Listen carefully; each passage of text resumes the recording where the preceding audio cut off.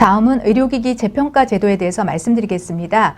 재평가 대상 의료기기는 다음과 같습니다. 품목허가 인증 또는 신고된 의료기기 중에서 시판 후 정보 등에 의해서 문제가 발생하였거나 문제 발생 우려가 있어서 안전성, 유효성에 대하여 재검토가 필요하다고 식약처장이 인정하는 의료기기입니다. 그러니까 사전에 지정된 것은 아니고요. 아마 시판 후에 여러 가지 루트를 통해서 안전성 정보를 수집하였을 때 이에 대해서 문제점이 발생하였다고 인지하면 식약처장은 언제든지 해당 의료기기에 대해서 재평가 대상으로 사전에 공고를 할 수 있습니다. 재평가 대상으로 지정된 의료기기는 다음과 같은 자료를 제출을 해서 재평가를 받아야 됩니다.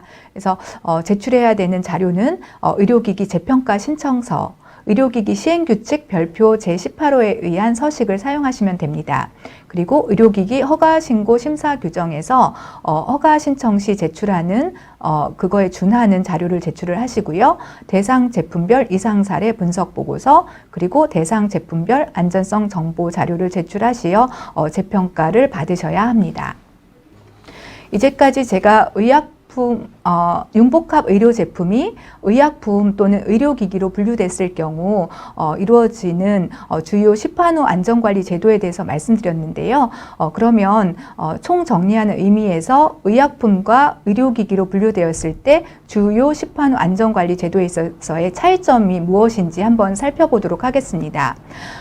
융복합 의료제품이 의약품으로 분류됐다면 시판 후에 모든 의약품에 대해서 회사는 안전성 정보 관리 체계를 갖추고 인지된 안전성 정보에 대해서 한국의약품안전관리원 키즈라고 약하고 있는데요. 키즈에 보고를 하게 됩니다.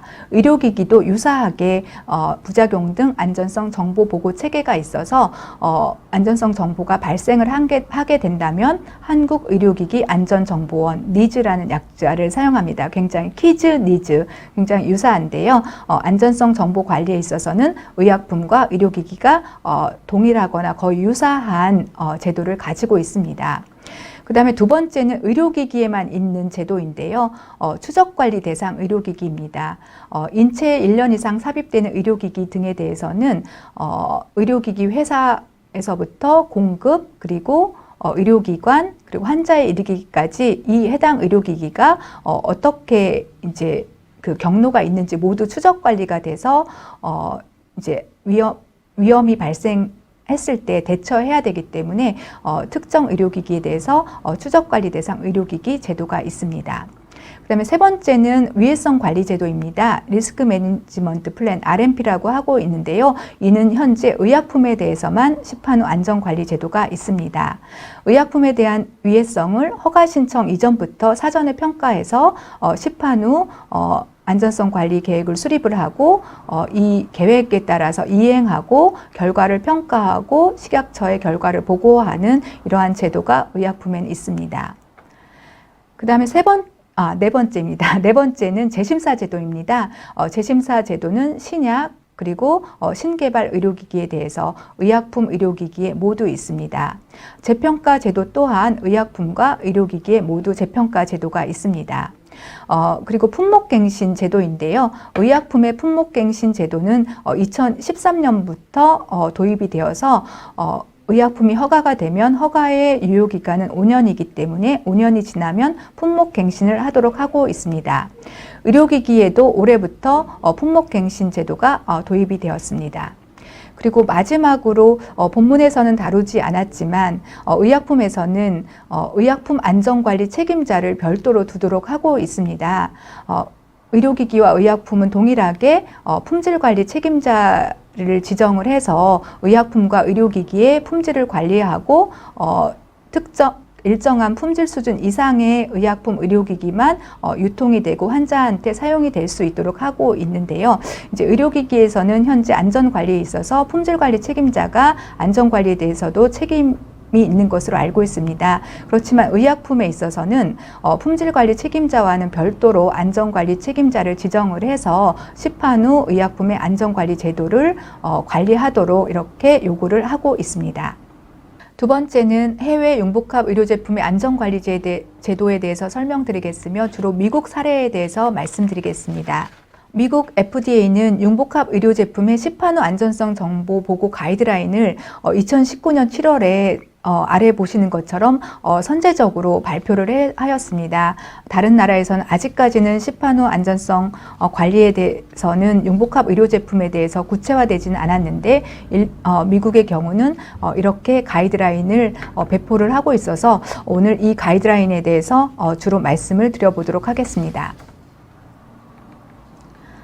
본 가이드라인을 이해하시기 위해서는 미국의 제품 분류별 안전성 정보 관련 규정을 이해를 하셔야 될 것 같아서 먼저 말씀드리겠습니다. 우리가 NDA 또는 ANDA라고 알려져 있는 의약품의 품목 허가 신청의 경우에는 20일 CFR 파트 314에서 기술된 안전성 정보 보고 요구 조건을 적용이 됩니다. CFR은 Code of Federal Regulation의 약자로 미국 연방 규정집이고요. 아시는 것처럼 타이틀 21은 연방 규정 중에서도 식품의약품에 적용이 됩니다. 생물의약품 허가 신청 BLA는 동일한 21 CFR 파트 600과 606의 안전성 정보 요구 조건이 기술되어 있습니다. 의료기기 품목 허가 신청, 저희가 PMA 또는 510K라고 불리고 있는데요. 의료기기의 품목 허가 신청에 대해서는 파트 803, 806에 기술된 안전성 정보 보고 요구 조건이 적용이 됩니다.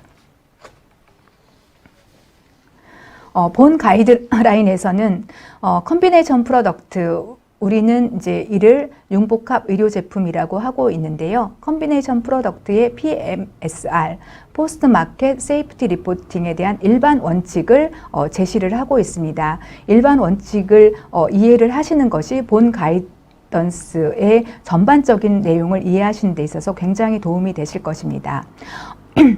첫 번째 원칙입니다. 신청 유형 기반 보고 요구 조건입니다. 어플리케이션 타입 베이스드 리포팅 리콰이어먼트, 즉 융복합 의료 제품의 신청자와 구성 부분 신청자 모두 반드시 해당 융복합 의료 제품 또는 구성 부분이 시판 허가를 받은 신청 유형과 관련된 안전성 정보 보고 요구 조건을 충족을 해야 됩니다. 말이 굉장히 어렵기는 한데요. 의약품 허가 신청을 했으면 의약품, 생물의약품은 생물의약품, 의료기기 허가 신청은 의료기기에 해당되는 요구사항을 충족을 해야 된다는 것입니다. 두 번째 원칙입니다. 두 번째 원칙은 구성 부분 기반 보고 요구 조건입니다. Constituent Part Based Reporting Requirement라고 할 수 있겠고요. 융복합 의료 제품의 이제 구성 부분과 관련된 특정 안전성 정보 요구 조건이 여기에도 적용이 됩니다. 즉 의료기기로 허가됐지만 그 안에 의약품이 구성 요소로 되어 있으면 구성 부분에 해당되는 의약품의 안전성 요구 조건을 충족을 해야 됩니다. 다음은 세 번째 일반 원칙입니다. 세 번째 일반 원칙은 정보 공유입니다. Information Sharing Requirement인데요. 구성 부분 신청자는 융복합 의료 제품의 다른 부분 신청자와 안전성 정보에 대해서 공유할 의무가 있습니다.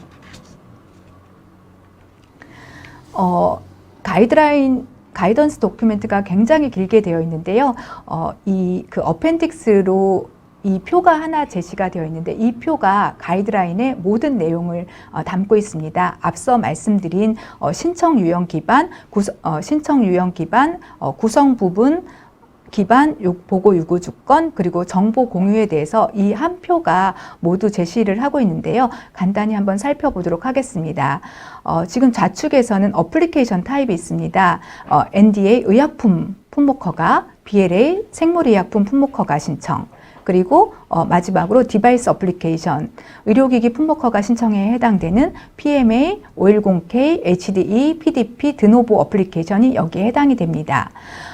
그 안에는 다시 어플리케이션 프로덕트 타입이 있는데요. 의약품으로 허가 신청을 했지만 의약품이 구성 부분으로 되어 있는 경우 의약품 의료기기 CP, 의약품 생물의약품 CP, 그리고 의약품, 의료기기, 바이올로지기 모두 포함된 CP가 있을 거고요. BLA 그리고 디바이스 어플리케이션도 이러한 조합이 가능할 것 같습니다.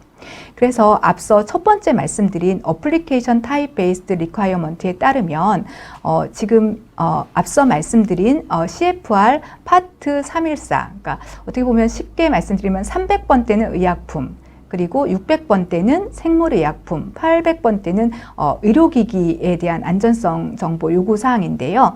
의약품 허가 신청은 당연히 어플리케이션 타입 베이스이기 때문에 의약품 요구사항, 생물의약품은 생물의약품, 의료기기 허가 신청은 의료기기 그 요구사항을 충족을 해야 되는 것이 어플리케이션 타입 베이스드 리퀘어먼트입니다. 그 다음에 오른쪽에 보시면 이제 두 번째 그 일반 원칙 기억나시죠? 구성 부분 기반입니다. 지금 어플리케이션 타입 베이스드에 이제 추가적으로 해서 구성 부분 기반한 즉 constituent part based reporting requirement가 있는데요. 그 안에서 지금 이제 표를 제가 크게 세 개로 나눠봤어요. 이제 여러분 보시면 아시겠지만 앞에 3으로 시작되는 요구사항은 의약품, 6으로 시작되는 요구사항은 생물의약품, 800으로 시작되는 요구사항은 의료기기에 대한 것입니다. 의약품에 대한 추가적으로 구성 부분에 대해서 요구되는 사항은 필드 얼랏 리포트가 있고요. 15데이 리포트, 15일 이제 리포트 이 두 가지 규정이 구성 부분에 대해서도 적용이 됩니다. 당연히 의약품 허가 신청은 어플리케이션 타입 베이스드로 해서 이미 적용이 됐고요. BLA라든가 뭐 PMA 510K로 제출된 융복합 의료 제품에서 의약품 해당되는 부분에 대해서는 요 두 가지 요구사항이 모두 요구가 됩니다. 이번에는 구성 부분으로서 생물의약품이 들어있는 경우입니다. 생물의약품이 들어있는 경우 옆에가 보시면 생물의약품이 들어가 있는 것은 구성 부분으로서 생물의약품 대표적인 요구사항인 바이올로지컬 프로덕트 데비에이션 리포트 BPDR이라고 알려져 있는데요. BPDR 그리고 15데이 리포트가 생물의약품이 구성 부분으로 들어가면 요구가 됩니다. 그리고 세 번째로는 의료기기가 이제 구성 부분으로 들어가 있을 경우인데요. 의료기기 구성 부분에 대한 주요 요구사항은 5데이 리포트, 그리고 멀펑션, 오작동 리포트, 그리고 커렉션 앤 리무벌 액션이 요구가 됩니다. 그래서 의약품 허가 신청이나 또는 생물의약품 허가 신청된 융복합 의료 제품 중에서 의료기기가 포함된 경우죠. 옆에 가보시면 의료기기가 포함된 경우는 이 세 가지 요구 조건을 모두 만족을 해야 됩니다. 그리고 기타 코멘트로서 의약품이나 생물의약품이나 의료기기가 구성 부분으로 들어가 있는 회사의 경우는 인포메이션 쉐어링이 요구된다고 말씀드렸잖아요. 다른 구성 부분 신청자에게 안전성 정보를 모두 공유해야 되는 요구사항이 있습니다. 그리고 이제 의료기기에 대한 추가적인 요구사항인데요. 의료기기 파트에 대해서는 정기보고에 5데이 이 리포트 그리고 멀펑션 리포트가 모두 정기보고에 포함이 되어야 됩니다. 그래서 지금 말씀드리는 이 표는 미국 FDA가 제시한 컨비네이션 프로덕트의 PMSR 리퀘어먼트에 대한 최종 정리표이니 궁금하시면 이 해당 그 규정과 본문을 참조하시면 될 것 같습니다. 앞서 말씀드린 여러 가지 이제 사례별로 사례의 컨비네이션 프로덕트들이 있었는데요. 실제로 개별 이상 사례 저희가 ICSR, Individual Case Safety Reporting이라고 하는데 개별적으로 어떤 안전성 정보가 발생을 하였을 때 이제 어떻게 판단을 하고 어떤 보고를 해야 되는지 사례를 하나 말씀드리도록 하겠습니다. 어떤 이벤트가 이제 회사에 보고가 됐습니다. 죄송합니다. 본 이제 그림에서 말씀드리고자 하는 거는 의약품 또는 생물의약품으로 허가된 CP의 개별 이상 사례 보고 요건입니다. 그래서 의약품으로 허가가 됐지만 의료기기 구성 부분을 포함하고 있기 때문에 의료기기에 대한 고려를 해야 된다는 것이 이 슬라이드의 목적이 되겠습니다. 우선 절차를 한번 보도록 하겠습니다. 이벤트가 보고되면 회사는 이 이벤트가 시리어스, 심각하고 예상하지 못한 것인지 판단을 해야 됩니다. 그래서 만약에 yes라면 의약품 규정, 생물의약품 규정에서 요구하는 15데이 리포트를 해야 되는 거고요. 국내에서는 신속보고 대상이라고 알려져 있죠. 그래서 15일 보고를 해야 됩니다. 그렇지 않다면 이제 다음 그런 경우도 그렇고 그렇지 않은 경우도 그렇고 이 제품이 디바이스 파트를 포함하고 있는가? 디바이스 파트를 포함하고 있는 융복합 의료기기라면 이제 디바이스에서 요구하는 사항을 한번 검토를 해보셔야 됩니다. 이 디바이스에 대해서 오작동이 있었는가? 또는 이 신청한 의료기기와 또는 유사 제품이 이전에 사망 또는 중상을 야기한 적이 있었는가, 이거를 검토하셔서 둘 중에 하나라도 yes에 해당된다면 멀펑션 리포트를 해야 합니다. 예. 그리고 또 한 번 검토해야 될 것이 이러한 의료기기에 있어서 개선 조치가 필요한가. 개선 조치가 필요하다는 것은 굉장히 뭐 부작용이라든가 유해 사례가 많이 발생한 경우이겠죠. 그래서 개선 조치가 필요하다라고 생각을 하면 의료기기 규정에서 요구하는 5day 리포트를 해야 됩니다. 뭐 그렇지 않으면 추가적인 요구 사항은 없습니다.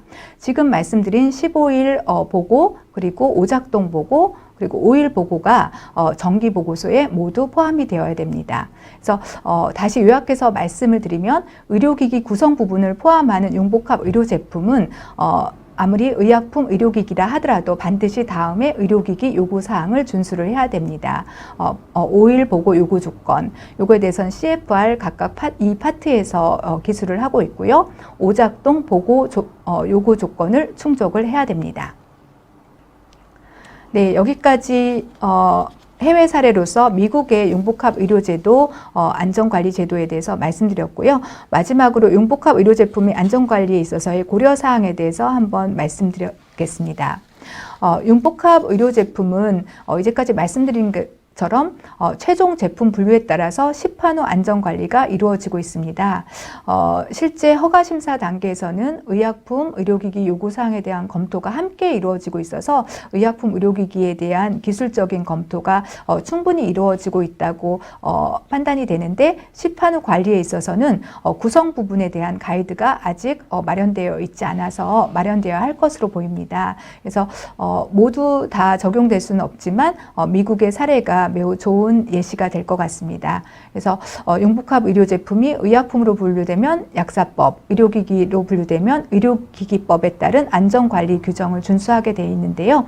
이제 이런 경우 각각 약사법에 따르는 경우는 의료기기 구성 부분에 대한 안전관리, 그리고 의료기기법에 따라서 관리되는 경우는 의약품 구성 부분에 대한 안전관리에 대한 이제 이런 관리가 어떻게 이루어질 것인가 이제 숙제로 남아 있는 것 같습니다. 네, 이제까지 융복합 의료제품의 안전관리에 대해서 국내 그리고 해외 사례에 대해서 말씀드렸는데요. 다시 한번 요약해서 말씀드리도록 하겠습니다. 국내 융복합 의료제품의 시판 후 안전관리는 품목허가 제품 분류에 따르고 있고요. 미국 FDA는 융복합 의료제품에 대해서 구성 부분에 대해서도 해당 안전관리 보고 요구사항을 이제 마련을 해서 선제적으로 가이드라인을 제시를 하고 있습니다.